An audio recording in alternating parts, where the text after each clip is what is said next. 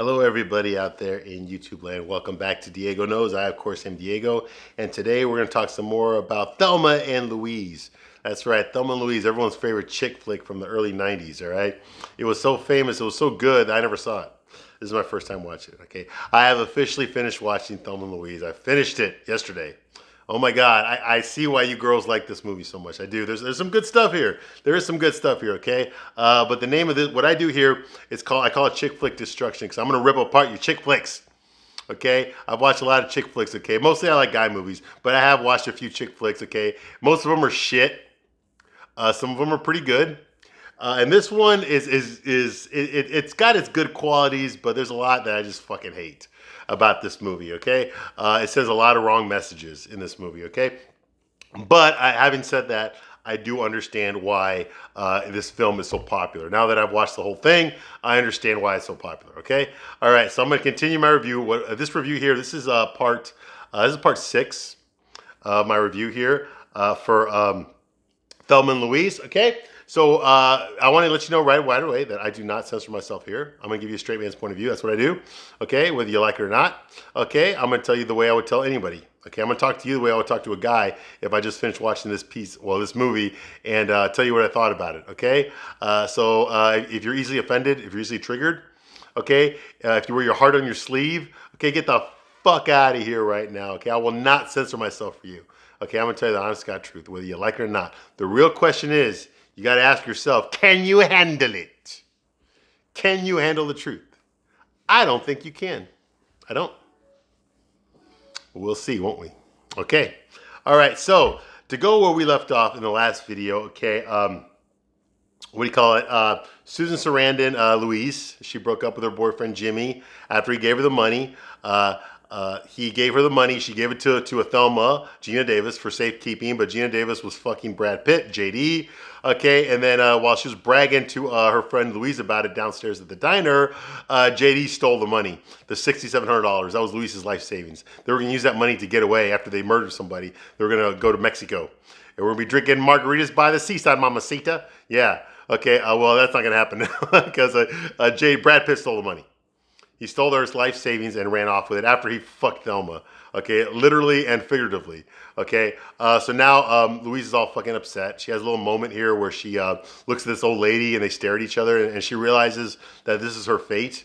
This is what's gonna befall her. This is what's gonna happen to her in the future. Okay, is this really what she wants? And I think the answer really is obviously is no. It's not. Thelma decides to make up for losing the money by robbing a store, and she does. She robs it. She even takes a bottle of Wild Turkey whiskey so they can drink it on the way on the road trip. Because this entire road trip, they're drunk the whole fucking time they're driving down the highway with a big smoke trail. Okay, so yeah, so Thelma's getting all turned on now. Her personality is switched now.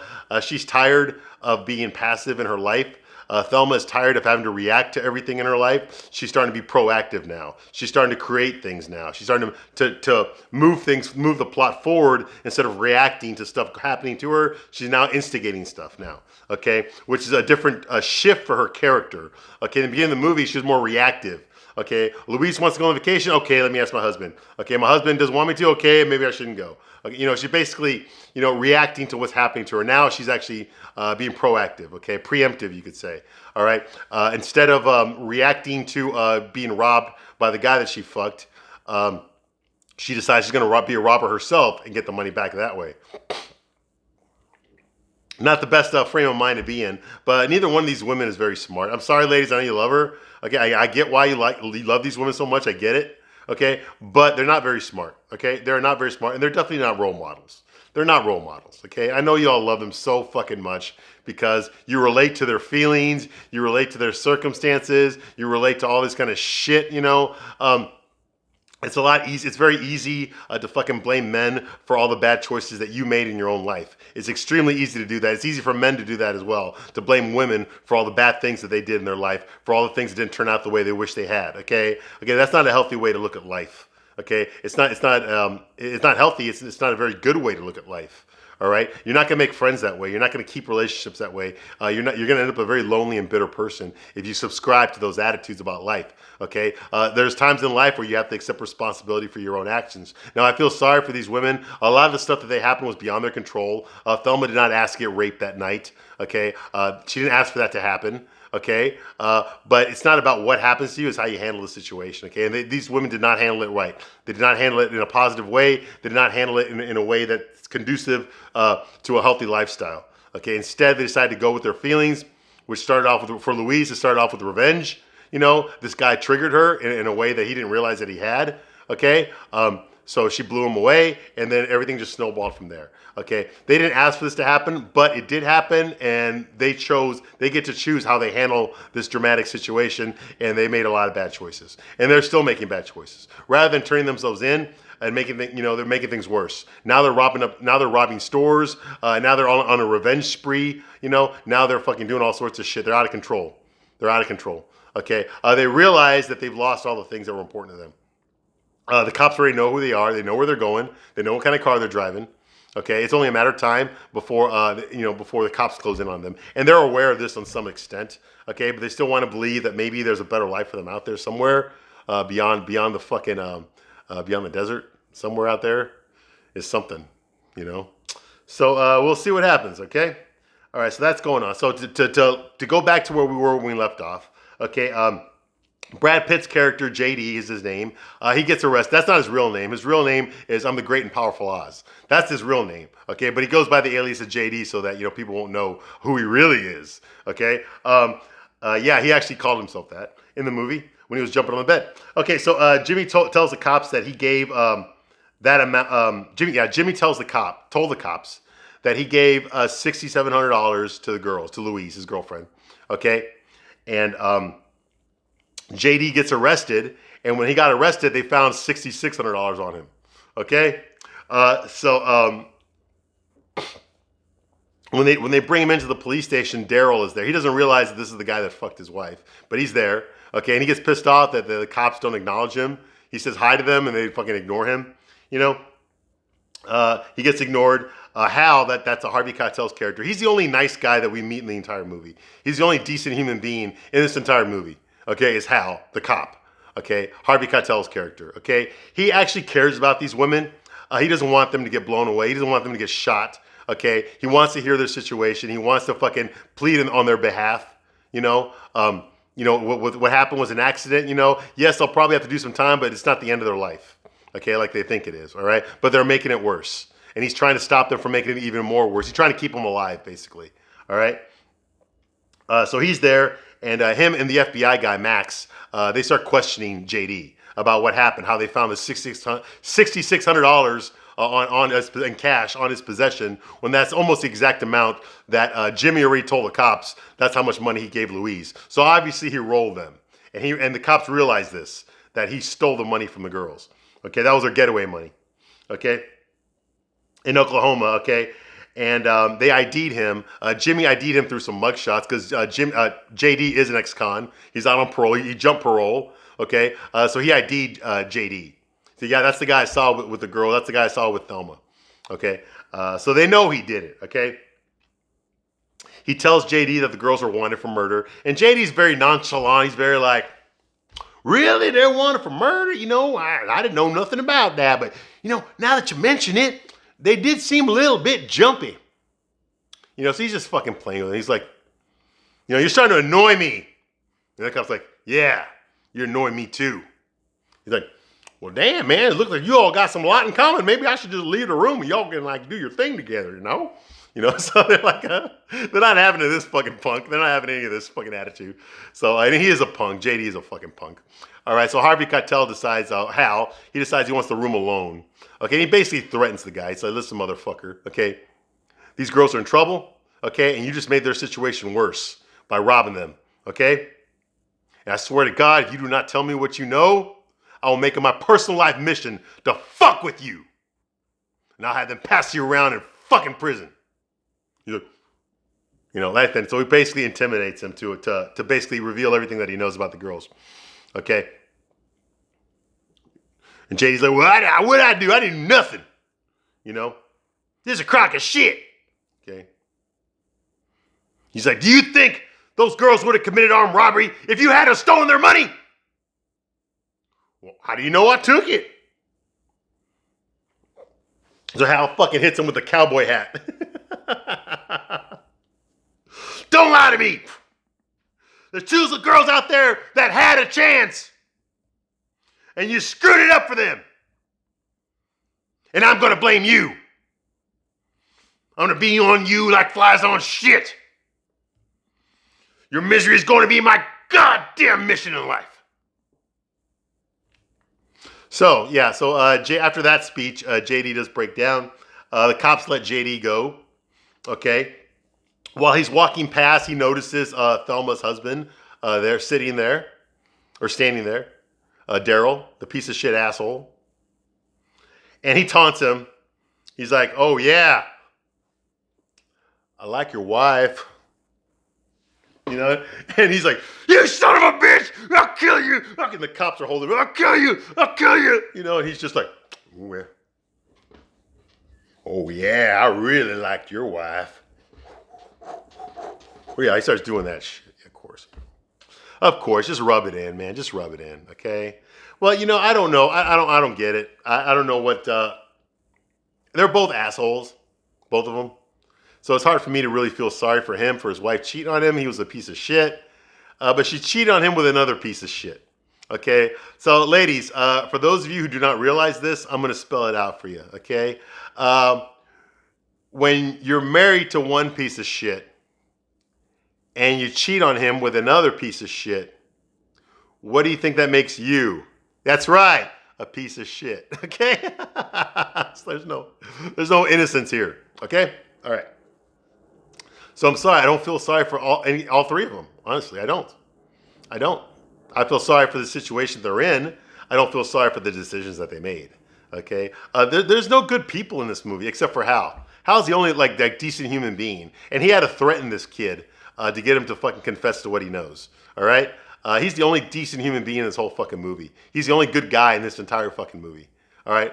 There are no good guys in this movie. Okay? This is what feminists think men are. We're all pieces of shit, okay? And that we deserve all the bad things that happen to us, all right?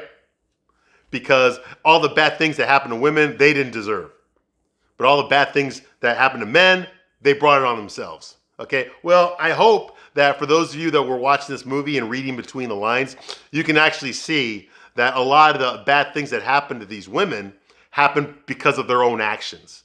They are responsible for most of the fucking drama that happens to them is their own fault. Okay, they could have made other decisions. They never did. Okay, where they were in the beginning of this movie is based on their own decisions. Okay, they ended up where they are because they made choices like that. They didn't have to make those choices. They chose to make those choices. Okay, so I can feel sorry for them in that aspect. Okay, they thought they were doing what they thought was right at the time. And now looking back and they realized that they did a lot of fucked up shit. Okay, maybe it was too much partying in the 70s. Maybe it was, none of them have kids.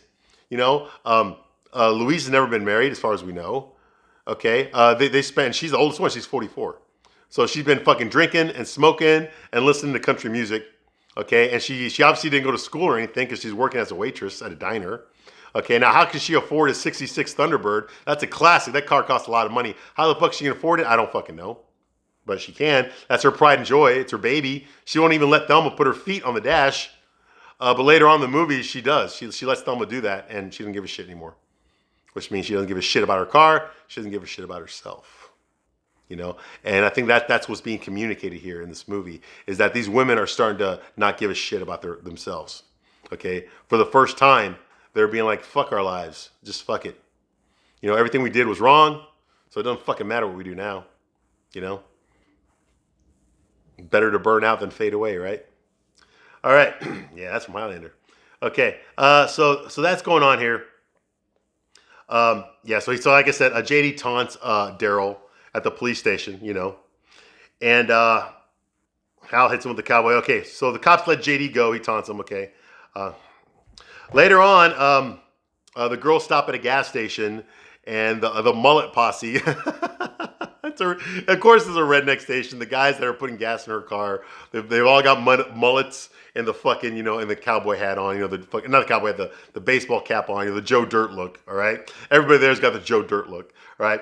I call it the mullet posse. So they're there, and they fill up Louise's car, okay, at a truck stop. Thelma calls home again. Of course, the cops are waiting, okay? He answers, and Thelma hangs up. Based on his greeting, okay? So Thelma calls home. Daryl answers the phone. Hey there, sweetheart. How are you? And she automatically knows. Daryl does not answer the phone like that, okay? So she automatically knows that the cops have got him. All right. He knows that her phone's probably being tapped right now. So she realizes this, so she immediately just hangs up. All right. And she looks at Thelma and goes like, he knows what we did. And Louise decides to call back herself. Okay, so Louise gets the phone. She calls back. And she tells Daryl, put Hal on the phone. Just put Hal on the phone.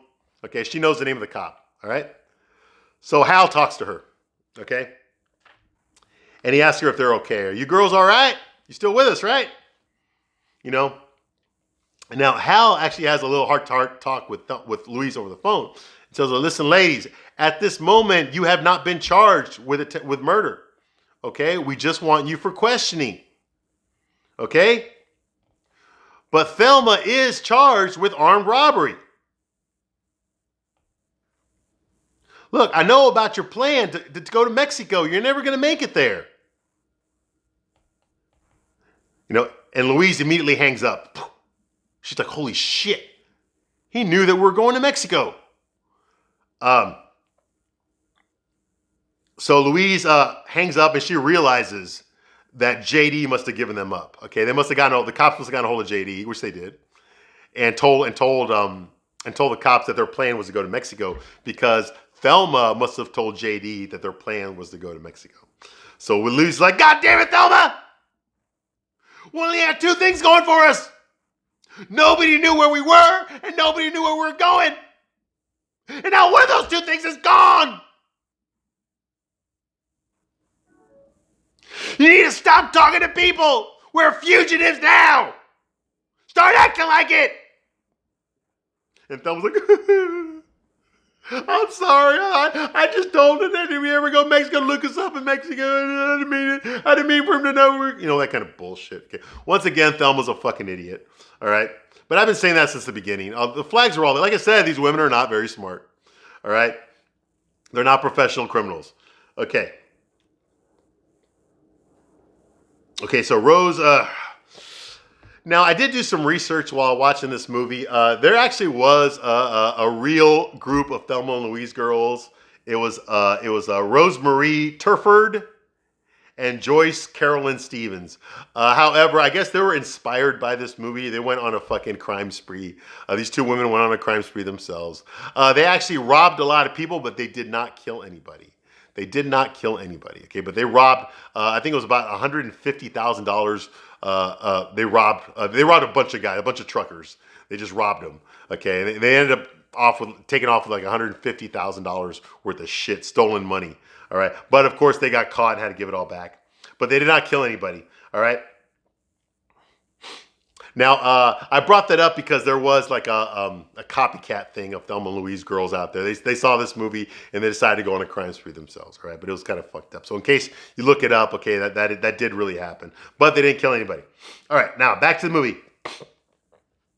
One of the things that I really love about this movie so far is I love how the movie shows their regrets and their humanity in private, okay? Now, these women are acting like boss bitches and to each other and in front of everybody else, okay? They're acting like they got everything in control. They know what the fuck they're doing. They're not sorry about anything, okay? They got a plan and they're sticking to it no matter what. That's how they're acting. That's the image they're presenting, okay?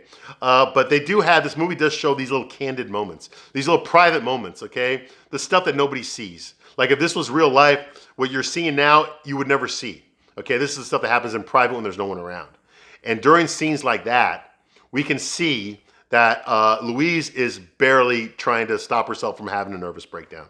Okay, you can tell that there is a human being in there. She's not a psychopath. Okay, she does feel regret for her actions. She does feel sorrow for killing that guy. Okay, she feels bad that she put her best friend in this situation. She blames Thelma for everything, but the truth is it's really her fault. Thelma didn't kill anybody. It was Louise that did it. And as we find out later on, it's not the only time she's done it. Okay? So she realizes that this is all her fault. I mean, it's Thelma's fault too, but this is all, she instigated this whole situation. It was her idea to go on that trip. It was her idea to let Thelma bring the gun. It was her idea to fucking shoot that guy. It was her idea to cover it up. It was her, all this to get the money. All that was her idea. Yeah, Thelma wanted JD to go with them, but Thelma allowed that to happen. She didn't have to. Okay, so a lot of this is her fault. It's both of their fault. Okay, because let's face it, Thelma's a fucking idiot. Okay, Louise should have been in charge of the situation, and Louise keeps making bad decisions. Okay, so you can see on the look on her face, the way they play the music, the silent scenes, that Louise does feel regret. Okay, both of these women feel regret. They feel scared. They're not going to say it out loud. They're not going to fucking say it in front of other people. They're not going to say that to the cops or anybody else. But you can tell that inside they do feel bad about what they did. They feel bad about their situation, and they are scared. They're scared for their lives. They're scared that this is over. Okay, that their lives are done now. Okay, and there's only really, like I said, their options are closing in the longer this movie goes. All right, this is heading towards somewhere bad, and they know that it's coming. Okay, and they're scared. They're scared about the future, And you can tell that these are not psychopaths. They're human beings, okay? They did a lot of bad shit, and they're sorry about it, but they're not going to admit that to each other because they have too much pride. This movie's all about pride. It's all about like, no, I'll die before I tell you I'm sorry. I'll die before I say that I was a bad person, that I did bad things. No, I did good things. You see what I mean? Their pride. The pride is everything to these women. It's their pride. And that's what gets them fucked up. All right. Now the cops are watching. Meanwhile, the cops are at Daryl's house. They're watching some old chick flick. I don't know what it is. You can't see it, but you can hear it. It's obviously something from the 1940s. Okay. And Daryl gets bored. He decides to fucking change the channel with his remote to sports, and that pisses off all the FBI guys. Look at him. He's like, and he puts it back. Whatever this chick flick was that they were watching, the guys were really into it. Okay. Yeah, kind of like me in this movie. All right, so I'm into the movie. I get what's going on, okay? Now, the girls are driving at night, okay, and they're taking turns driving. Of course, they're drinking. They're driving through the desert, drinking their wild turkey, okay, and they decide to pull over in the middle of the desert, okay, because Thelma falls asleep. They're not really talking anymore.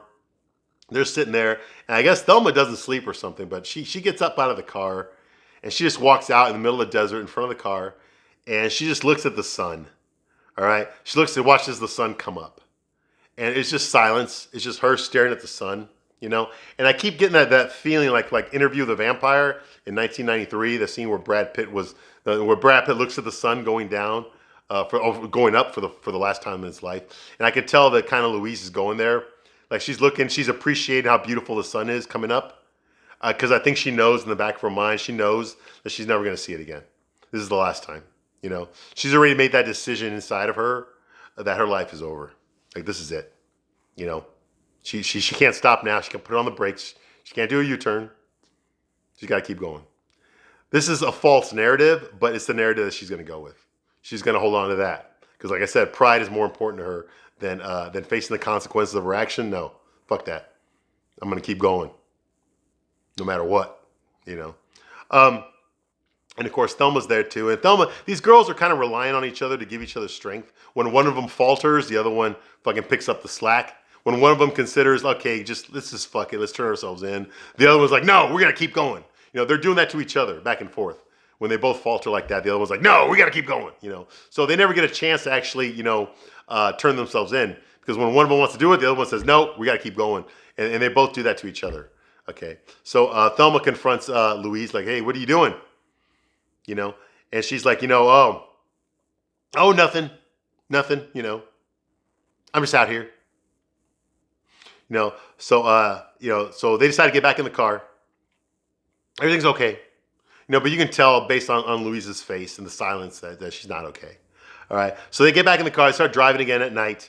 Okay, and they run into that fucking gasoline truck driver again. That fucking asshole that was fucking doing who's doing that to them earlier. Okay, well, he's doing it again. He's honking his horn. Hey, bitches, why don't you come over here and suck my big cock? Yeah, he's doing that shit, okay? Because we all know that's what truckers do all the fucking time. Now, I'm not saying that truckers have never done this, okay? But they do have a license plate on the back of that truck, and you can't report them. Okay, you can't report them for doing shit like that, okay? And they will lose their job, all right? So it's hard for me to believe that this is like a problem that most women have to face when driving the highway. Okay, is that the deal with lewd truckers. Okay, but apparently every guy that these women run into is a fucking piece of shit asshole. All right, so it's believable in this movie that every single man they run into is a piece of shit asshole. Okay, like I said, this movie could have been written in 2020. Okay, so the guy's making lewd gestures towards them, telling them to pull over. Okay, whatever, blah, blah. They get pissed off. They ignore him. When they see him there, he says, I'm your Captain Muff Diver. Your stormtrooper of love. Yeah, just this arrogant fucking piece of shit. Okay. In the morning, Thelma starts laughing. They're driving still and they're drunk. And Thelma starts laughing. All right. She starts laughing about Harlan. That's the rapist, the guy that raped her. She starts laughing about the look on his face after Louise shot him. She goes, oh my God, did you see the look on his face after you blew him away? He was like, I didn't see that coming. And Louise just like, Thelma, that's not funny.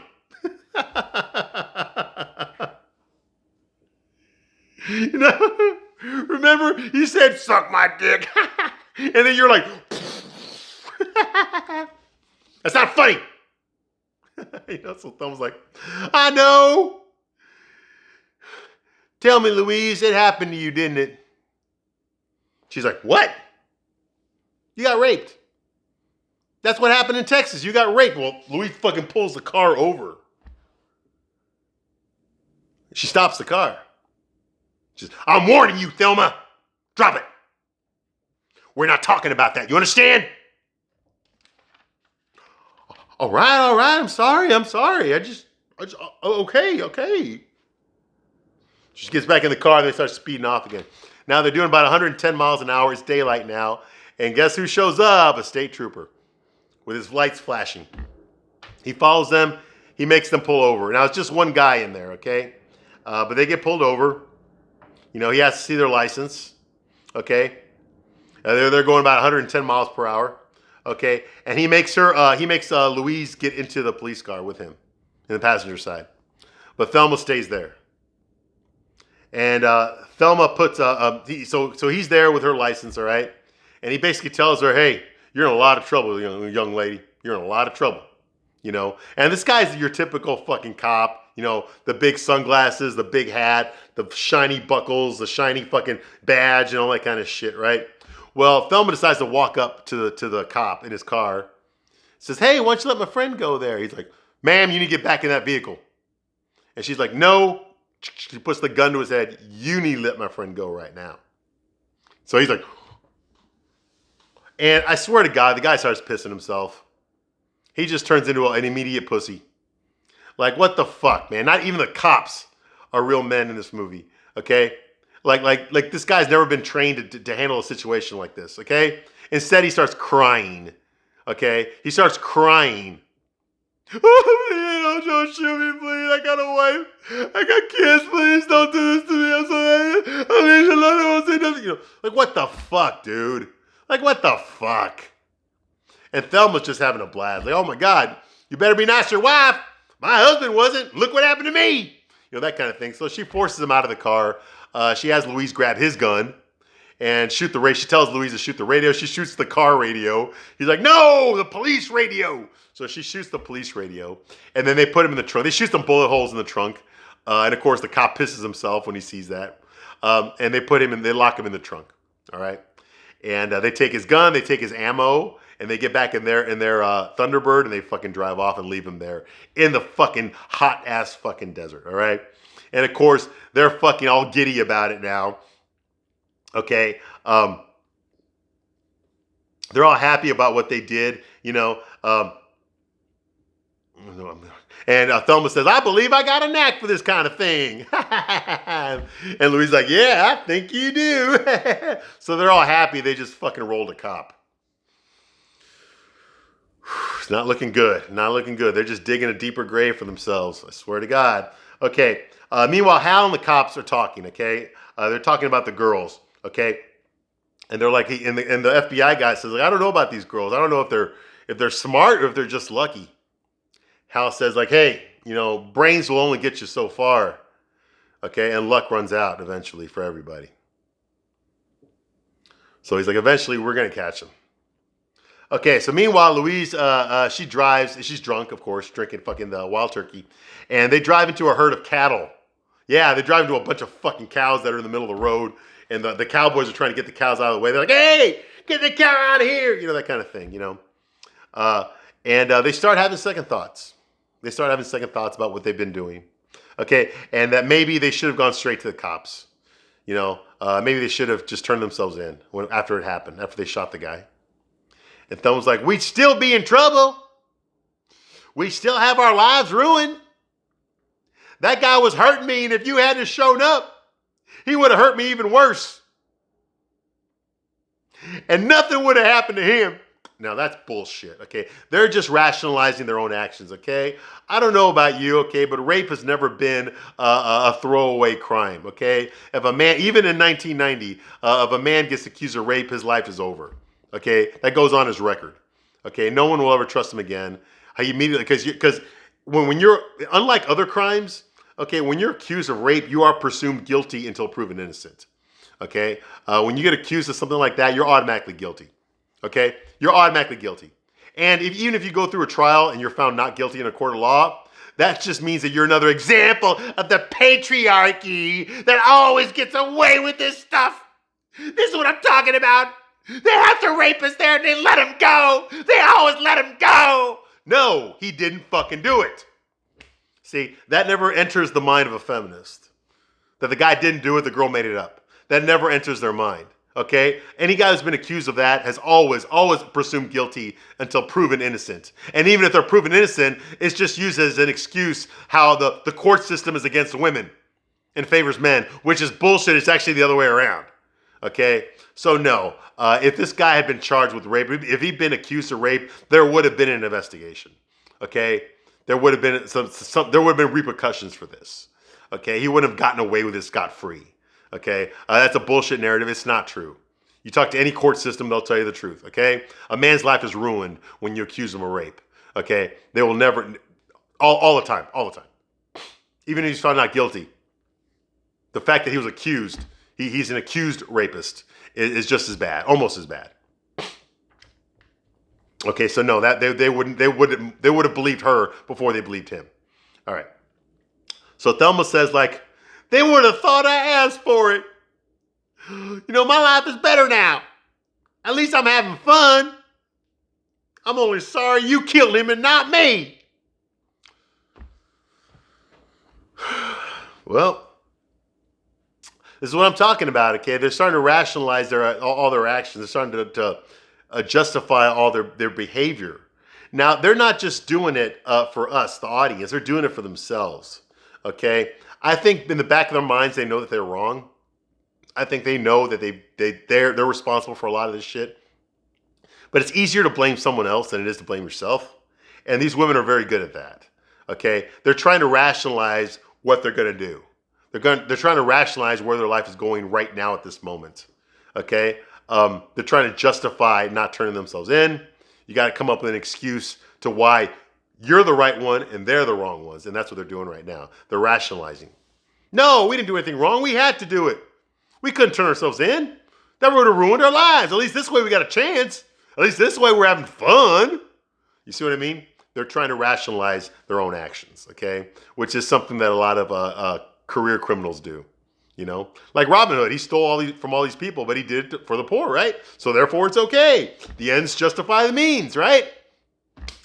Not so. Okay. All right, so that's going to stop my review here. This is part 6 of my Thelma and Louise review. I'll be back shortly with part 7. Thank you for watching this long, and I will see you soon on the next one. Bye.